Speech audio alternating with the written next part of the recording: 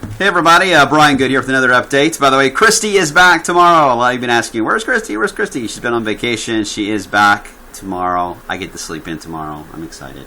I'm actually going to be off tomorrow, so I won't be back until Thursday, normal shift into the afternoon. Although I will be back in for Christy next week, as we're going to swap spots for a week. She'll be in for Kevin in the evening time frame. So a lot of moving around, but we're all here. Somebody's watching the weather at all times. So you need to be worried about it. Somebody watching the weather, and we are watching it. All right. Let's get through the severe risk here, but it's not a big deal for today or tomorrow, even as we head into Thursday. So storm talk, relatively loose term here for this post. Let's get into what's going on here today. What a mess in the roads today. It doesn't take much rain, and boom, there you go, chaos. We've got showers now moving in. This is a south flow that's moving in aloft, but a lot of the winds are still kind of blowing in from the northeast here, allowing for some turning of the showers to kind of wrap around that area of low pressure, which is right here, by the way, and I'll show you that more in just a second. First off, in the area, you can see that pulling back of the low, because again, the low pressure spins kind of clockwise, so if you're on the edge of the low pressure on the east side of it, you're going to get that pulling back effect, and that's exactly what's happening right here with this band of rain moving in from Spencer County right into Louisville. I mean, backwards weather being pulled right into us. But the low pressure itself is located in West Kentucky and southern areas of Illinois, right in through here. And the low is going to work its way to the east, northeast. At the same time, there is a cold front that is going to be working its way in from the north. And the two will kind of merge together later on this afternoon and this evening and enhance the rainfall. If there's going to be lightning and thunder today, it's going to be anywhere in the southern flank of that low track. So I would say our Kentucky counties basically have a chance for some thunder. I wouldn't rule it out for later on this afternoon, but this is not a severe weather kind of setup. But some decent rain totals could come out of the system, especially once we get the interaction of the front. Now, what you can't see, and it is an important factor here, is a little piece of energy that's on the tail end of the front. This is going to dig deep in behind this system. Once this low and this front merge together and become friends, it'll move off to the east. Then this low begins to dig, and that's that digging process we're going to be tracking carefully as we head into the rest of the week. So it's going to dig all the way down into Georgia and the Carolinas and dig a pretty decent trough right into our area. So it's going to cool us down, hopefully clear us out to get a little bit of sun in here as we head into maybe as early as late tomorrow. Better chance for Thursday and part of Friday to get some sunshine as that digging takes place to pull that cooler air down. But at the same time, this new friend on the map, this digging trough, is not exactly good news when it comes to forecasting, because we now have Tropical Storm Joaquin, the 10th named storm of the season, located in the Atlantic. It's going to be moving to the north and northwest, at least it's forecast to. Question is, how quickly does it move? Because it is eventually going to see this little friend here, this vort that's digging down across Georgia and the Carolinas. And the question is, how much interaction are we going to have between the two of these as time goes on, especially for the weekend? And the models are having a field day with that. They really are having a tough time. And it's no surprise. Tropical systems are very rogue in a sense that they can really throw computer models off. There's not a lot of sampling that can be done other than buoys that we have out here to measure how well. And, of course, the hurricane hunters fly into Joaquin as well to try to gather data. So this is a wild card. This system is. And with this wild card at play, it really puts our forecast for the weekend on hold as far as being really confident on how it's going to turn out.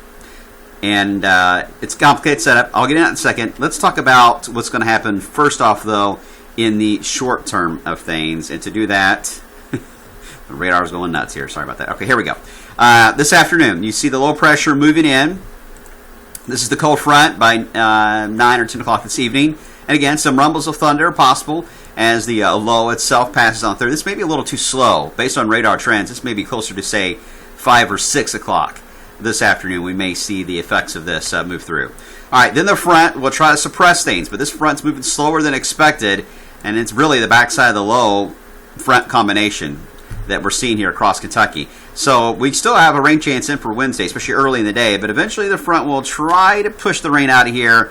The clouds will take forever to clear out. Indiana has the best chance to clear out. Kentucky will be last. I think Waterfront Wednesday will be all right. Maybe a little cloudy, maybe some light drizzle at the start of Waterfront Wednesday, but by the end of it, it should be mainly dry. A little breezy, too, but For the areas that clear out, 40s are likely Thursday morning. If you stay under the influence of this front in the clouds, you're not going to get that cool other than 50s, which is, that's pretty cool.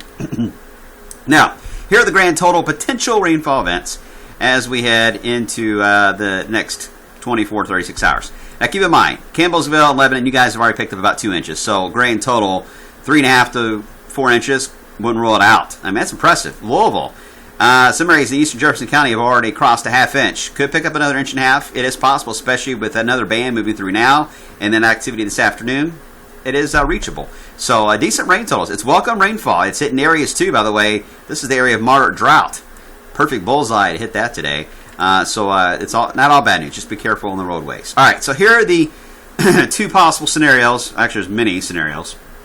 But the 2 extreme scenarios we're talking about for how the weekend's going to evolve. Here's the European model. Here we go on Friday. The system at this point, that low pressure is already digged into Georgia and the Carolinas, and Joaquin is now getting close to North Carolina. So on Friday, it's a half and half deal. We may see some clouds east of 65, sunshine to the west, but it will be cooler, so talking about mid-upper 60s for highs. Then as we get into Saturday, the 2 begin to dumbbell off each other. They merge together and kind of rotate around, kind of like a double Ferris wheel, if you remember those back in the old days at the fair. Pinwheel around to where we're going to see a backlash being thrown at us of cloud cover and some rainfall. Now, Saturday, we may avoid the rain for most of the day, but it's going to be cool with that cloud deck. We may not get out of the 50s in some areas, especially East Kentucky. And then that throwing back action will throw the showers over us on Sunday, and then eventually this will all lift out of here. So this is kind of the worst case scenario for the weekend when it comes to how cool and rainy it could actually be, especially in daylight hours. And this would be a miserable weekend if this played out. But again, that's the Euro. Here's the GFS. It is for Friday afternoon, very similar. The cloud deck, not as bad on Friday, so a little better chance for sunshine according to the GFS for Friday.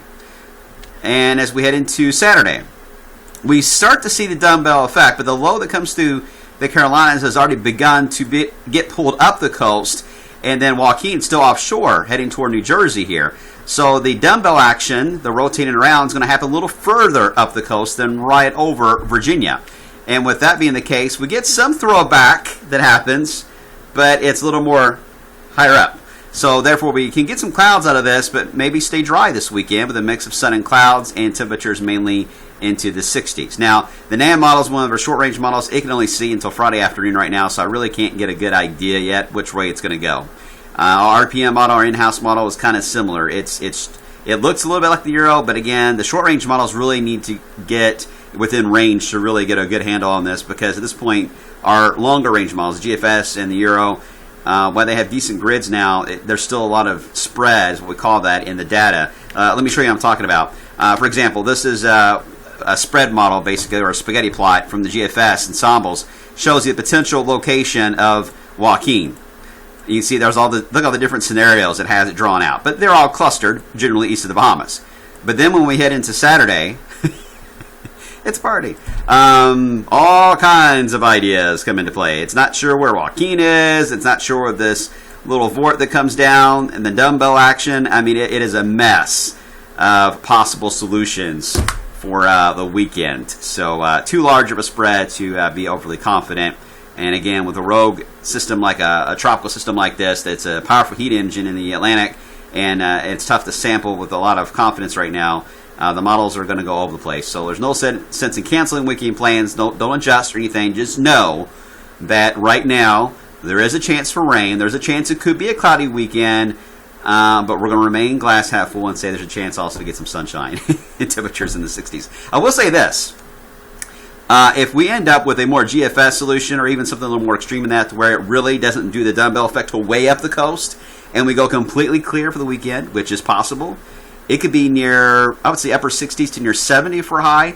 But at night, with the clear skies and being so far away from all the crazy action, we could see 30s for low temperatures. I don't think it'll be frost level, but it could be cold this weekend. So that'll be the other extreme of a nice weekend, if that makes sense. So either way, it's not exactly a boring pattern to track this weekend. And if you think that's fun and interesting, just what I just described for the weekend, waiting till you see what's coming our way from mid-October. So a lot of headaches coming our way. Get ready. The fun is just beginning. And That's why I'm going to have to take a day off tomorrow. I'm not just kidding. But either way, I'll see you today on midday.